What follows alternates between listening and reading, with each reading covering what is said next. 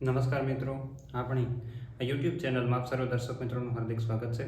દોસ્તો, આજે વાત કરવાની છે આવનારા સમયગાળાની અંદર આપણે જે અનાજ ભરવાના છીએ, ખાસ કરીને ઘઉં મોટા ભાગના લોકો આપણે ખાઈએ છીએ. ઘઉંના અનાજનો રાજા એટલે જ કહેવામાં આવે છે કે મોટા ભાગના લોકો છે પોતે ઘઉં બધા ખાય છે. તો ઘઉંનું આપણે ખરીદી કરશું, ઘઉંનું સ્ટોરેજ કરશું, એ ઘઉંને હાંસવશું લાંબા સમય સુધી. ઘણા બધા ખેડૂત મિત્રોને પાક્યા હશે, ઘણા એવા છે કે જે લોકો વેચાતા લેવાના હશે. તો આવી પરિસ્થિતિની અંદર આ ઘઉંને કઈ રીતના આપણે હાંસવીએ જેથી કરીને એની અંદર કોઈ દવાઓ ન આવે, ઉપરાંત આપણે આ ઘઉંને ખાવા માટે આજે જે લીધા છે એવા ને એવા આવતા વર્ષે પણ એવા ને એવા નીકળે, તો એના માટે એના વિષયની અંદર ચર્ચા કરવાની છે. તો દોસ્તો, આ વાત કરવા માટે હું આપની સાથે આપનો દોસ્ત મનીષ બલદાણિયા, કૃષિ વૈજ્ઞાનિક તરીકે કૃષિ વિજ્ઞાન કેન્દ્ર કોડીનાર ગીર સોમનાથ ખાતે ફરજ બજાવું છું. મિત્રો, ખાસ કરીને જોઈએ તો ઘઉં છે ખૂબ મહત્વનું છે અને મોટા ભાગના લોકો આપણે હોંશે બહુ સારી એવી રોટલીઓ ખાઈએ છીએ. પણ ઘણા ખેડૂત મિત્રો અથવા ઘણા આ જે આપણે વપરાશ કરતા લોકો છે એ બધા એવી ભૂલ કરતા હોય કે બજારમાં મળતી અનાજની ટીકડીઓ જે અત્યંત ઝેરી આવતી હોય, એની અંદર લાલ સિમ્બોલ આવે.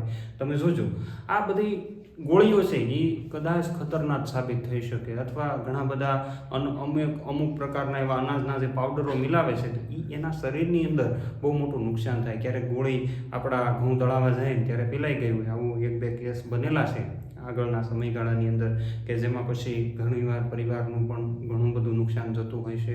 આ જે આપણે બોરિક એસિડ આવે છે એનો પણ ઉપયોગ કરવાથી ઘણીવાર બહુ બધું મોટું નુકસાન જતું હોય. તો એની જગ્યાએ આપણા ઘરેલું નુસ્ખાઓ, આપણા જે વડવાઓ હતા સમયગાળાની અંદર દવાઓ નહોતી ત્યારે કઈ રીતના હાંચવતા હતા, એ જૂની પદ્ધતિના હિસાબથી જો આપણે હાંચવશે તો આપણને ઝેર, કારણ કે ઘણા બધા મેં એવું જોયું ગોતતા હોય ઓર્ગેનિક, કે ભાઈ મને ઓર્ગેનિક ઘઉં મળી જશે, મને પ્રાકૃતિક ઘઉં મળી જશે, પાછા એની અંદર અનાજની ટીકડી મૂકે, તો એ ક્યાંથી ઓર્ગેનિક રહ્યા. અને અમુક જે દવાઓ, ખાસ કરીને એલ્યુમિનિયમ ફોસ્ફાઇડ આવે છે, એટલો ગેસ કરે કે તમને પણ મારી નાખવા એ ગેસ સક્ષમ છે.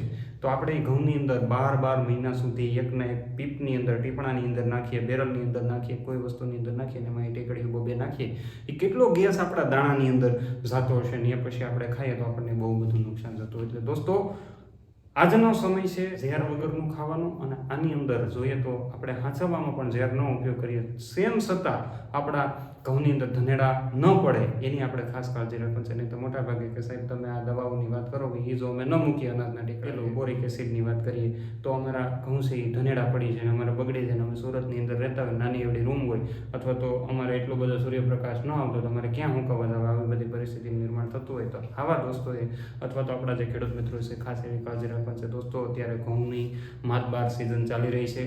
મોટા ભાગના લોકો, એટલે કે 90% સુધીના લોકો અત્યારે લગભગ ઘઉં છે એ કાઢી નાખ્યા છે.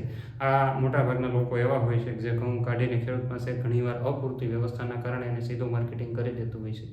તો આપણે ખેડૂત તરીકે ઘઉં લેતા હોઈએ તો એ ભલે આપણા ખેતરમાંથી અને આપણે બજારમાંથી ખરીદતા હોઈએ, સુરતની અંદર, અમદાવાદની અંદર રહેતા હોય, અત્યારે તમે જાઓ ને સુરત ને અમદાવાદની અંદર તો ત્યાં રેકો લાગેલી હોય કે ભાઈ ઘઉં 450, 500, 600 જેવા ઘઉં, એ પ્રમાણે લોકો ત્યાંથી વેચાણ કરતા હોય. પણ દોસ્તો, આ ઘઉં છે બજારમાં એવા હાલી ગયા, હાર્વેસ્ટર હાલી ગયા પછી એ તરત જ સીધા ટ્રેક્ટરમાં નાખ્યા અને ટ્રેક્ટરમાંથી સીધા તમારા ઘર સુધી પહોંચાડ્યા. એમાં કોઈ પ્રોસેસ નથી થઈ, અથવા પ્રોસેસ થઈ તો ખાલી માત્ર સફાઈ કરવામાં આવી છે, એને સૂકવવામાં એવા નથી.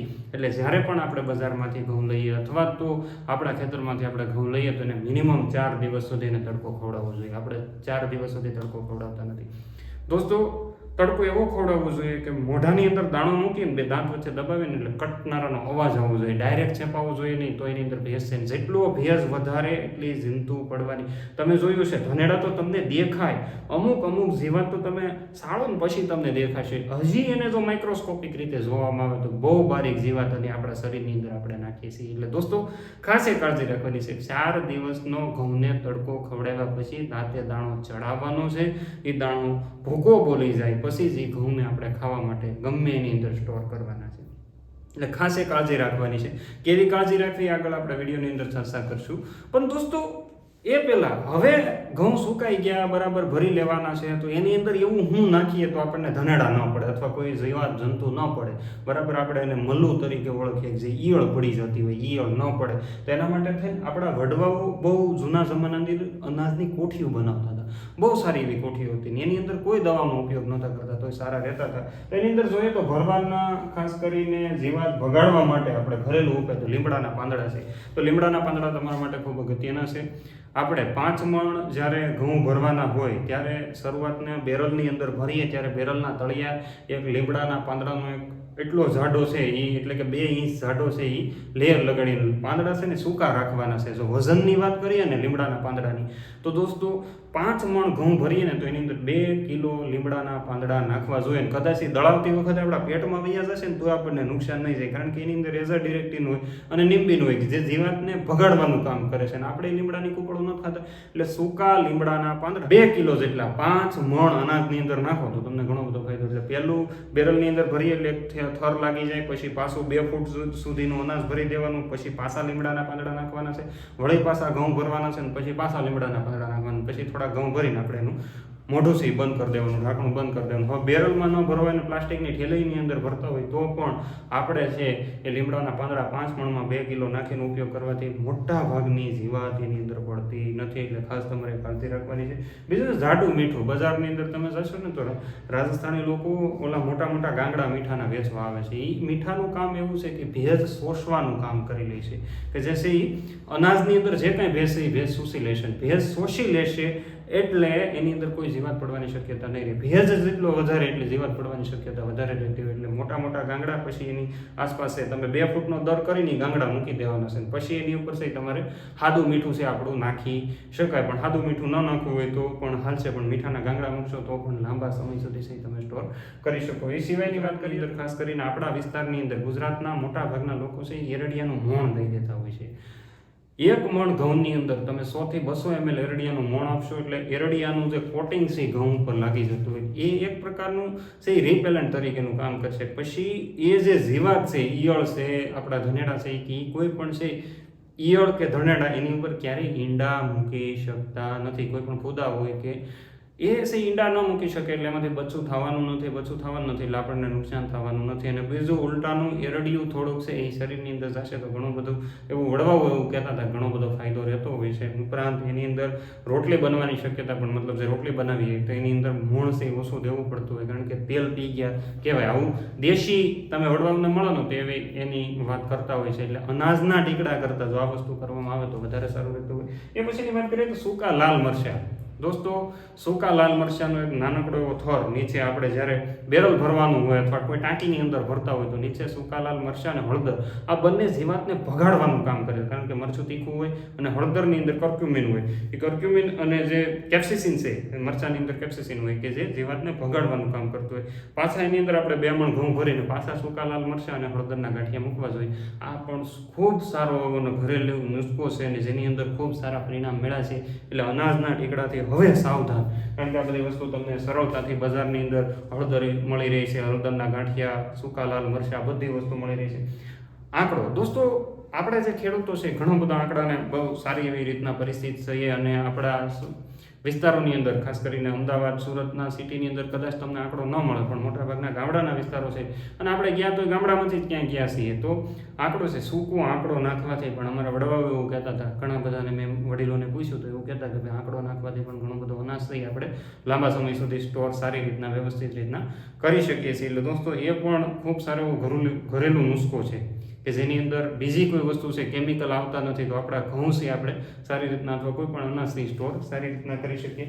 બાકસની દિવાસળી, જ્યારે અમે આ ગીર સોમનાથ જિલ્લાના ઘણા બધા ખેડૂત મિત્રોને અમને એવું કે અમે 3-3, 4-4 વર્ષ સુધી ઘઉં છે એ બેરલની અંદર ફૂલ ટાઈટ કરીને રાખી મૂકીએ, અમારા ઘઉં એવા ને એવા નીકળે છે, કોઈ દવા મૂકતા નથી. તો દોસ્તો એ શું કરે છે, આ ઘઉં જ્યારે ભરે છે એની અંદર એ નીચે એક બાકસની જે હળીઓ નીકળે છે દિવાસળીઓ, તો એક અડધા બાકસની દિવાસળીઓ નીચે નાખી દે છે, પછી અડધું બેરલ ભરાય ત્યારે પાછી નાખે છે અને પાછું ઉપરથી ભરે ત્યારે પાછું નાખી દેતા હોય છે. એના કારણે થઈને એની અંદર ફોસ્ફરસનું પ્રમાણ સૌથી વધારે હોવાથી એ ફોસ્ફરસ છે એ જીવાતને આવવા દેતો નથી. બરાબર, પહેલાંની અંદર શું હોય, એલ્યુમિનિયમ ફોસ્ફાઇડ, તો આની અંદર પણ એક પ્રકાર પ્રકારનું ફોસ્ફાઇડ હોય છે, એટલે એ ખાસ તમારે કાળજી રાખવાની હોય છે કે ખૂબ સારું એવું ફાયદાકારક હોય છે. તો એ ફોસ્ફાઇડ, આ ફોસ્ફરસ સીધો છે ને પહેલાની અંદર ઝેર છે, ઝેર તમને ઘણું બધું નુકસાન કરી શકતું હોય. તો દોસ્તો ખાસ એ કાળજી રાખજો કે એટલા નુસ્ખા, લીમડાના પાન છે, જાડું મીઠું છે, અથવા એરડિયાનો પટ તમે આપી દો, એરંડિયું છે, અથવા તો લાલ સૂકા મરચાં અને હળદરના ગાંઠિયા મૂકી શકો, અથવા આંકડો મૂકી શકો, અથવા તો તમે દિવાસળી. આ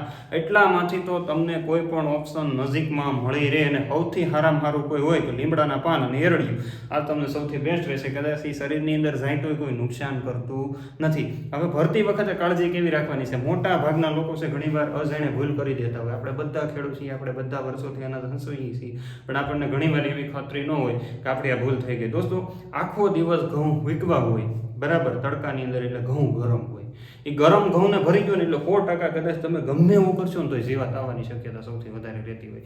તો એને શું કરવાનું? 4 દિવસ વીકવા પછી 4થા દિવસે સાંજે આપણે એને સાયો થઈ ગયો હોય એટલે રાત પડી ગઈ હોય પછી એને ઝાકળ નથી ખાવા દેવાનું, અને પછી એને ઠારવી દેવાના છે. ઠરી ગયા પછી બીજે દિવસે સવારે ઠરેલા ઘઉંને આપણા બેરલની અંદર ભરી દેવાના છે. જો તમે ગરમ ભરવા પડવાની શક્યતા છે સૌથી વધારે રહેતી હોય. એટલે દોસ્તો ખાસ કાળજી રાખજો. બીજું, ભરતી વખતે કેવી કાળજી રાખવી જોઈએ? તો બેરલ છે એ ખૂબ સાફ હોવું જોઈએ. તમે ટાંકીની અંદર ભરો છો કે બેરલની અંદર ભરો છો, આગલા વર્ષે આપણે એમાં જ ભર્યા હોય ને તો એને 1-2 તડકો ખવડાવી દેવા જોઈએ. એને વ્યવસ્થિત રીતના ધોઈ નાખવા જોઈએ, સાફ કરી, અને શક્ય હોય તો લીંબોળીના તેલનો સ્પ્રે પણ મારી દેવો જોઈએ. બજારની અંદર અત્યારે મેડિકલોની અંદર પણ લીંબોળીનું તેલ આવતું હોય, તેનો નાનો સ્પ્રે મારી અને પછી એકવાર દિવસની અંદર સૂકવી દઈએ.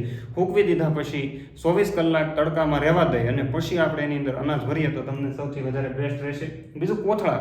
ઘણા બધા મિત્રો એવા હોય છે, કોથળા કા બજારમાંથી લઈ આવ્યા હોય બરાબર નવા, તમને એવું લાગે કે નવા છે, ભાઈ ક્યાંકલી વપરાઈને આવ્યા છે, અથવા તમારા કોથળા તમે વાપરો છો તો એની અંદર ઝીણી જીવાત છે જે આપણે નરી આંખે નથી દેખાતી. તો આવી સમસ્યા થઈ શકતી હોય તો એને વ્યવસ્થિત રીતના એકવાર ધોઈને તડકામાં સૂકવીને પછી જ આપણે એનો ઉપયોગ કરવો જોઈએ. ઘણા બધા લોકો તો મેલાથિયોનની આપણી યુનિવર્સિટી ભલામણ કરે કે 1 ટકો એને મેલાથિયોન ડસ્ટિંગ કરીને પછી એનો ઉપયોગ કરવો જોઈએ. છતાં આપણે એવું ઝેર નથી જ નાખવું તો પણ એ કોથળાને છે વ્યવસ્થિત રીતના, શણના કોથળા હોય મતલબ ગુણ કંતાનિયા હોય તો એને વ્યવસ્થિત રીતના સૂકવી દેવા જોઈએ. વ્યવસ્થિત તાપ ખાઈ ગયા પછી આપણે એની અંદર એનો ઉપયોગ કરવો જોઈએ. અને એને નીચે ન રાખવા જોઈએ, સીધા જમીન ઉપર મૂકવા કરતાં એની નીચે કંઈક જો ઘઉંનું પરાળ મળતું હોય તો પરાળની ઉપર પછી એનો થર લગાડવો જોઈએ, અથવા તો નીચે પ્લાસ્ટિક, અથવા તો નીચે કંઈક વ્યવસ્થિત રીતના એને ઊંચાઈ મળી રહે એ રીતના પથ્થરો ગોઠવીને પછી, કારણ કે ભેજ મળશે તો એ ભેજથી આ જે કોથળા છે શણના એ પકડશે ને એ તરત જ અનાજથી ડબલ બેવડો ભેજ લઈ લેશે, એટલે જીવાત પડવાની શક્યતા સૌથી વધારે રહેતી હોય. એટલે ભેજ ન પકડે એના માટે કોથળાને જમીનથી થોડા ઊંચે રાખવા. એ પછી ભરવાનો સમયગાળાની તમને વાત કરી દીધી કે સવારનો સમય છે સૌથી વધારે, ત્યારે પણ અનાજ ભરો એટલે સવારના સમયે ભરવું તમારા માટે બેસ્ટ રહેશે.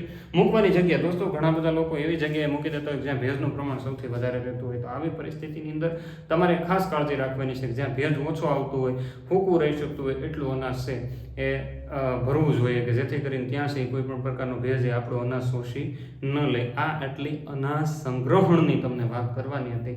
આ વાત મિત્રો માહિતી સારી લાગી હોય તો ચેનલને જરૂરથી સબસ્ક્રાઈબ કરજો, અન્ય લોકો સુધી પહોંચાડજો. જો આ બધી વસ્તુ ઘરેલા નુસ્ખા તમારા સુધી મળી રહી અને માહિતી સારી જ લાગતી હોય તો લાઈક કરવાનું પણ ભૂલતા નહીં. આટલું કહીને વિરમું છું. અસ્તુ, આભાર, જય હિન્દ.